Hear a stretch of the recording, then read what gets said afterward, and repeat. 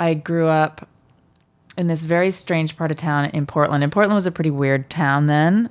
Maybe it still is now. I think a lot less so. But so I grew up in this huge, I mean, really no joke, huge house that was a Victorian that was built by this guy for his two daughters. And it used to be like a mirror image house. And they split the house in half. And the house had two turrets. It was literally a mirror image of itself. And then one daughter obviously had like highfalutin notions or something. And she built out her side of the house. So we were neighbors with these people. Literally, we shared a wall. Our side of the house remained what it had always been. And we had one bathroom, no shower. Okay. And the other side of the house had 9 bathrooms. What? 9 bathrooms. And dumbwaiters. There was a squash court in the attic. I'm not joking, with these like antique squash balls and antique squash rackets. Anyways, but it was also this sort of rundown neighborhood, even though there were these big, huge, formerly very fancy houses.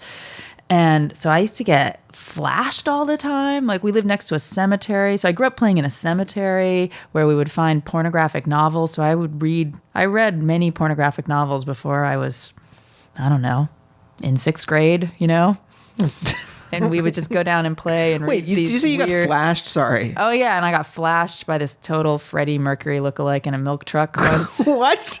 I was just hanging out on my front lawn waiting to get picked up for basketball camp. And yeah, this guy drives by, looks at me, and I knew he was coming back around for something. And he came back around. It was actually kind of an impressive acrobatic feat because, you know, milk trucks, the windows are kind of high, or it's a deep truck, you know, and he had to wiggle his pants down and then arch his pelvis up high enough that I could see his penis through the window. Sure. As he drove by. Anyways, the guy was flexible, is my point. You know? Early practitioner of yoga. Yep, exactly. Yeah, so I got flashed. And one time I was a little bit older, and a guy had taken me on a date, and we were hanging out in his car. He was dropping me off, and this old man is walking toward us with a trench coat, like dead giveaway. Man, you know, these people, these flashers, really, trench coats? Come on. Anyways, and he just lets it fall open, and he's wearing like women's underwear and garters and stuff. So, you know, it was a more permissive time, I guess is the conclusion to be reached.